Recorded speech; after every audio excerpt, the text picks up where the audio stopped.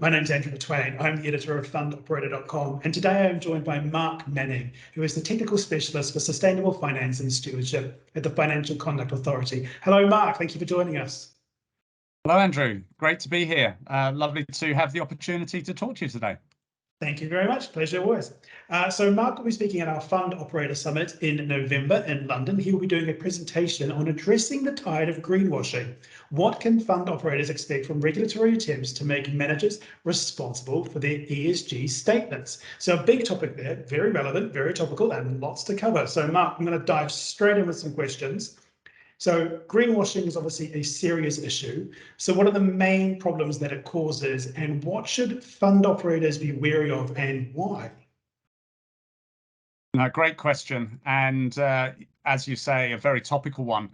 So I think fair to say that recently we've seen growing skepticism about some companies and some financial services firms' ESG claims. And for us as the regulator, we just can't let this greenwashing persist. We need to shift the market from what appears at the moment to be a trust deficit to a trust dividend. And if we don't, we're going to risk the flow of much needed capital to sustainable funds and products, and essentially activities that will help secure our sustainable futures.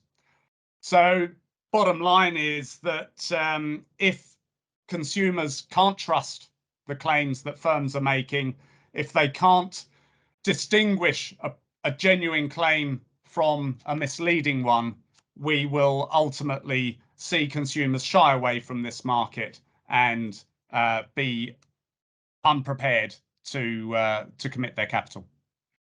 There's extremely serious consequences there if it does continue. And yeah, it's such an important topic that we need to get under control. So on that, what regulatory changes or expansion can we expect to see in 2023 in terms of promoting ESG and sustainability and combating greenwashing? A lot going on in this space. Around a year ago now, we issued a Dear Chair letter to authorised fund managers, and this set out a series of guiding principles for the design, delivery, and disclosure of sustainable investment products. A year on, our supervisors are going to be following up to see how those principles have been followed in the marketplace. But we're going further now. And late last year, following the publication of the government's roadmap to sustainable investing, we published a discussion paper on this particular topic. We looked at how we might approach the labelling and classification of sustainable investment products, and both consumer-facing disclosures and more detailed disclosures to sit beneath those labels.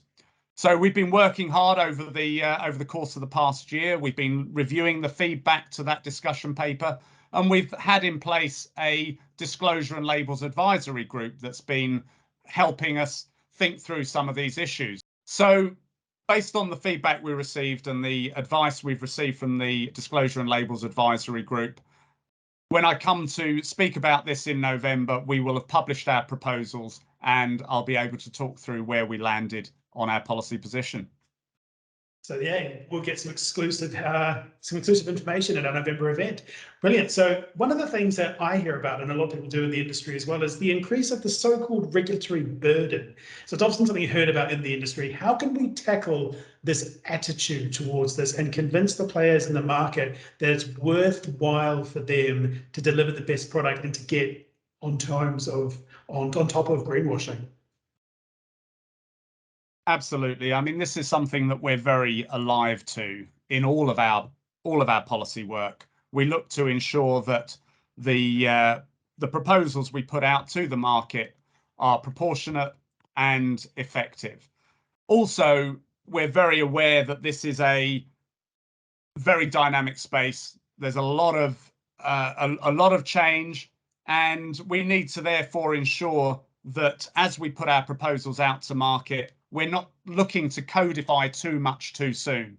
So we look to find the right balance between principles and prescription, and thereby ensure that the market can continue to grow, continue to innovate within the guardrails that we set and the regulatory foundations that we put in place.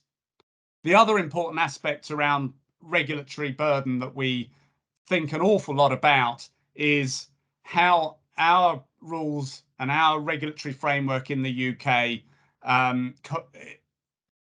interacts with international regulatory frameworks. In this particular space, obviously, we've seen the EU already put the Sustainable Finance Disclosures Regulation in place. We've seen proposals coming out in the US from the SEC as well. A real underpinning principle to our policy work is that we want to be internationally aligned wherever possible. So what we're trying to do in putting our proposals out here is ensure that we demonstrate how our framework can map to those other regimes, and therefore where firms can essentially leverage the processes and the capabilities they're putting in place to be able to align with and comply with other regulations. So that's an important starting point. I would say, though, that one of the things that we're looking to do in the case of our proposals around labelling and classification and disclosures in respect of sustainable investment products is that our starting point is a little bit different. We are looking to ensure that we provide information that consumers can really use to help them navigate the market effectively. And therefore, our labelling and classification is very much through that lens.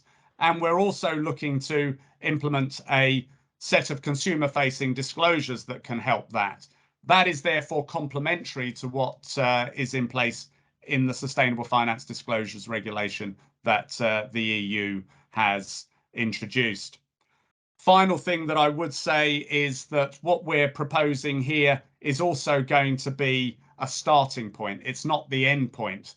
We recognise that there is evolution, for instance, in terms of the flow of information from the corporate sector.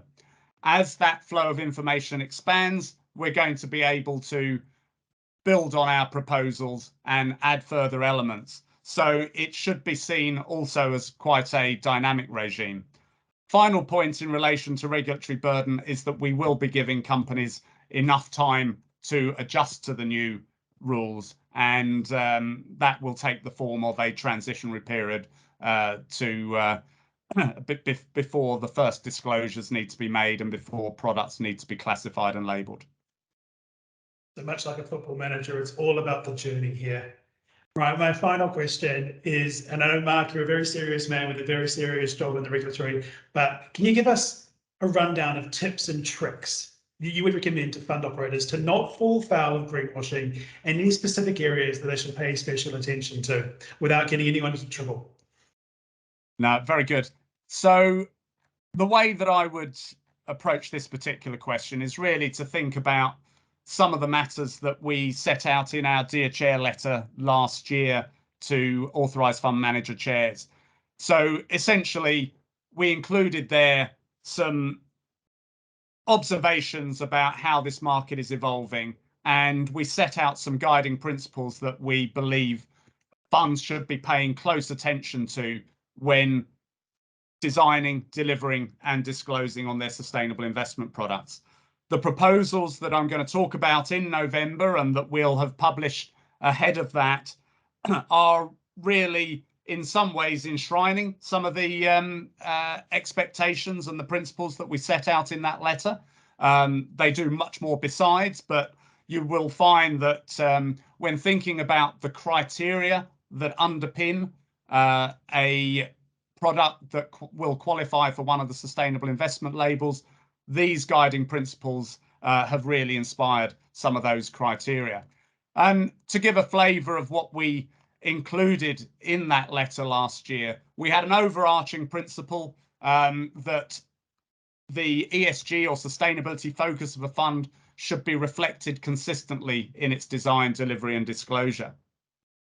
It should be reflected in its name, the way in which it frames its objectives, how those track through to the investment policy and strategy, and how those are ultimately reflected in its holdings.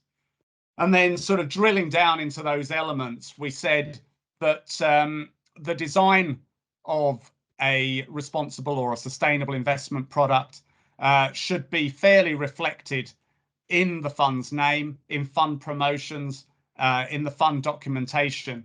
Those disclosures and those marketing materials should reflect the materiality of ESG to the fund's objectives and not overstate or exaggerate the role that ESG plays in the way in which the product is delivered. And then in terms of the delivery piece itself, we said that the resources that are devoted to delivering a product should be commensurate with the ESG or sustainability related objectives that the fund has and the way in which the investment strategy is articulated. So ultimately, that includes the data resources that are brought to bear. It refers to the skills and expertise and experience of those that are managing the products. And to that end, we need to ensure that a product is ultimately capable of being delivered in an effective way. And then the disclosure piece is ultimately really about the availability of clear, succinct, and comprehensible information to the end consumer of a product. It should be possible for a consumer to make an informed judgment about the merits of investing in a fund, and therefore the disclosure should be very much targeted to building that understanding and that comprehension. So as I say, those are some really core elements that we've already communicated through our Dear Chair letter, and these will effectively be embedded within some of the proposals that we set out for the labelling and classification of sustainable investment products. So what we can expect there is some exclusive insights from what's going to be released in September, which Mark will be discussing in November with us. And he'll also be going into a lot of detail about some of the things you absolutely need to know about your ESG and greenwashing fears. So please bring a notebook and come join us in November in London, where Mark will be speaking on this greenwashing topic. And I'd like to thank him for his time today. And I'd like to thank you for watching. I'm Andrew Betwain, and you can get more information at fundoperator.com and our main website, clearpathanalysis.com. Thank you very much.